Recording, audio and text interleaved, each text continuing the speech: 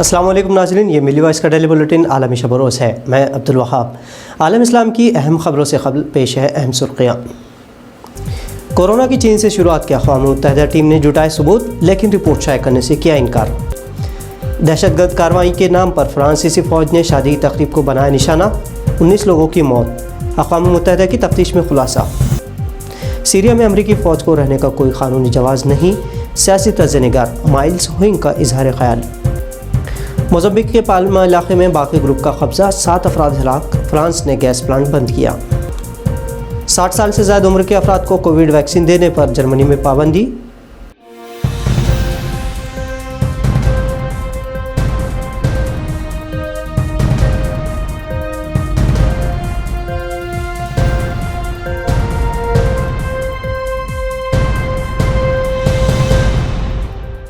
ناظرین، ان سرخیوں کی تفصیل تو ہم دیکھیں گے ہی، لیکن اس بلیٹن میں ہم دیکھیں گے ایک ایسی باہمت خاتون جو علم حاصل کرنے 50 سال کی عمر میں بھی اسکول جا رہی ہے۔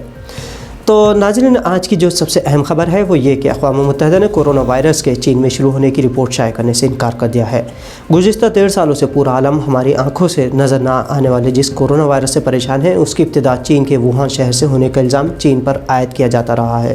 شروع میں چین کے اسی ووہان شہر سے کووڈ-19 کے مریض ملے تھے، حالانکہ چین اس الزام کی نفی کرتا رہا ہے۔ عالمی الزام کی تصدیق کے لیے اقوام متحدہ کی تفتیشی ٹیم نے 4 ہفتے ووہان شہر میں گزارے بھی، لیکن اس تفتیش کی رپورٹ فی الحال روک دی گئی ہے۔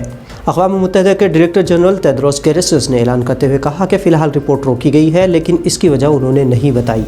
اقوام متحدہ کی ٹیم نے کہا کہ یہ وائرس ظاہری طور پر چمگادڑ یا کسی جانور میں اور پھر انسانوں میں منتقل ہوا ہے۔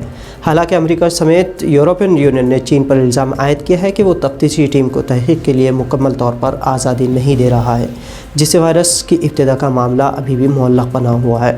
اقوام متحدہ کے تفتیشی ٹیم کے سربراہ پیٹر بین ایمبیرک نے کہا کہ کورونا وائرس سے متعلق ابھی انہیں دوسری بار تفتیش درکار ہے۔ ناظرین، فرانس کے ہٹ دھرمی جگ ظاہر ہے اور فرانس نے القاعدہ اور داعش کے نام پر مالی میں جنوری میں 19 شہریوں کو ہلاک کیا تھا۔ یہ حملہ شادی کی ایک تقریب میں جمع ہوئے افراد پر کیا گیا تھا، جسے فرانسیسی فوج نے دہشت گرد گروپ قرار دیا تھا۔ اس معاملے میں اقوام متحدہ نے تفتیش کی اور پایا کہ فرانس نے شہری علاقے میں حملہ کر کے جنگی جرم کیا ہے۔ مالی کے ساحل نامی علاقے میں فرانس کے 5000 سے زائد فوجی تعینات ہیں اور ان فوجیوں نے شادی کی ایک تقریب میں ہیلی کاپٹر سے اندھادھند فائرنگ کی۔ اس کے نتیجے میں تقریب میں شریک 19 لوگوں کی جگہ پر ہی موت ہو گئی تھی اور 100 سے زیادہ زخمی بھی ہوئے تھے۔ فرانس کے اس دہشت گردانہ قدم کے بعد اقوام متحدہ نے علاقے کے 400 سے زائد افراد سے گفتگو کی اور فرانس پر الزام عائد کیا کہ وہ عام شہریوں کی ہلاکت مرتکب ہوا ہے۔ ملک شام میں امریکی افواج غیر قانونی ہے اور امریکہ کو شام میں رہنے کا کوئی قانونی اور اخلاقی جواز نہیں، اس لیے امریکہ کو سیریا سے اپنی فوجیں ہٹانا چاہیے۔ اس طرح کا اظہار خیال ہے معروف امریکی سیاسی طرز نگار مائلز ہوئنگ کا۔ ایرانی خبر رساں ادارے پریس ٹی وی سے بات کرتے ہوئے مائلز نے نئے امریکی حکومت پر سخت تنقید بھی کی۔ مائلز نے کہا کہ حکومت چاہے کسی بھی پارٹی کی ہو، وہ امریکہ کی پالیسی میں شفافیت لانے سے حاصل ہے۔ طرز نگار کے مطابق نئے امریکی صدر بھی جنگ کے طرفدار رہے ہیں اور امریکہ کی دونوں بڑی سیاسی پارٹیاں جانتی ہیں کہ نئے صدر کو جنگ کے لیے بہانا چاہیے۔ انہوں نے امریکہ پر الزام عائد کیا ہے کہ امریکہ کو داعش کے خلاف کبھی لڑنے کے لیے کسی نے بلایا ہی نہیں اور داعش کے خلاف ایران، عراق اور روس لڑتے رہے ہیں اور امریکہ کا دفاع بہانہ جھوٹا ہے۔ کورونا ویکسین لینے کے بعد کئی افراد میں خون کے جمنے کے ثبوت ملنے پر جرمنی نے 60 سال کے افراد کو کووڈ-19 کے ٹیکہ دینے پر پابندی عائد کر دی ہے۔ جرمنی کی جانب سے یہ پابندی برطانوی آکسفورڈ یونیورسٹی کی تیار کردہ ایسٹرازینیکا ویکسین پر لگائی گئی ہے۔ جرمنی میں ایسٹرازینیکا ٹیکہ لینے کے بعد 60 سال سے زائد عمر کے کئی افراد میں خون کے منجمد ہونے کے معاملات سامنے آئے تھے۔ اس سے جرمنی کی ویکسین فراہم کرنے والی کمیشن اسٹائکو نے 60 سال سے زائد عمر کے افراد کو صرف ڈاکٹر کے تجویز کے بعد ہی ویکسین لینے کو کہا ہے۔ اس کے علاوہ بقیہ 60 سال سے زائد عمر کے افراد کو یہ ویکسین نہ دینے کا فیصلہ جرمنی حکومت نے لیا ہے۔ دنیا کے سب سے زیادہ مہاجرین ترکی میں موجود ہیں، جن کی تعداد 40 ملین یعنی 4 کروڑ سے زیادہ ہے، اور ترکی ہی پر یورپین یونین نے گریس سے آنے والے مہاجروں کو پناہ دینے کا دباؤ بنایا ہے۔ یورپین یونین نے ترکی سے کہا ہے کہ وہ گریس سے آنے والے مہاجرین کو پناہ دے کر سال 2016 کے معاہدے کی پاسداری کرے۔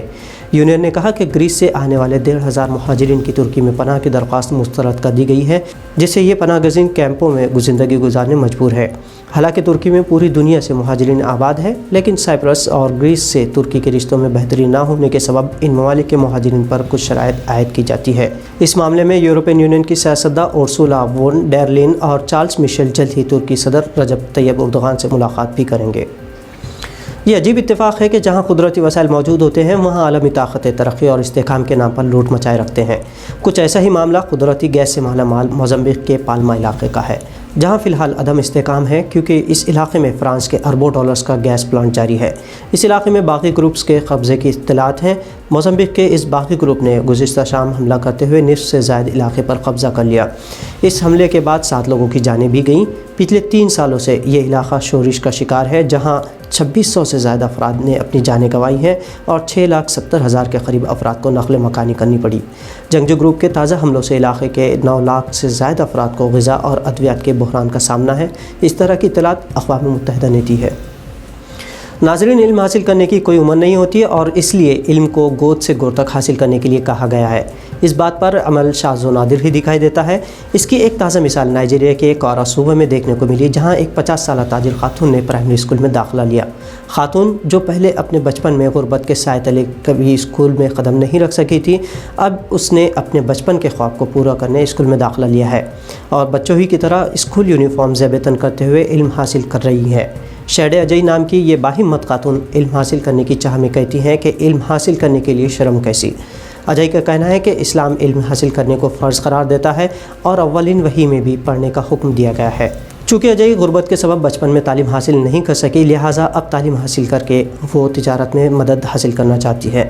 خاتون کے مطابق علم حاصل کرنے کے لیے گود سے گور تک کی عمر ہوتی ہے اور اپنی زندگی کے آخری سانس تک وہ علم حاصل کرتی رہے گی۔ اجئی کے علم حاصل کرنے کے فیصلے پر اولین طور پر تو خود اس کی بیٹی اور رشتہ داروں کو حیرت ہوئی، لیکن بعد میں انہوں نے اجئی کے اس فیصلے کا خیر مقدم کیا اور اجئی اب باقاعدہ طور پر کلاس میں اپنے سے دہائیوں چھوٹے طلباء کے ساتھ حصول علم میں مصروف ہے۔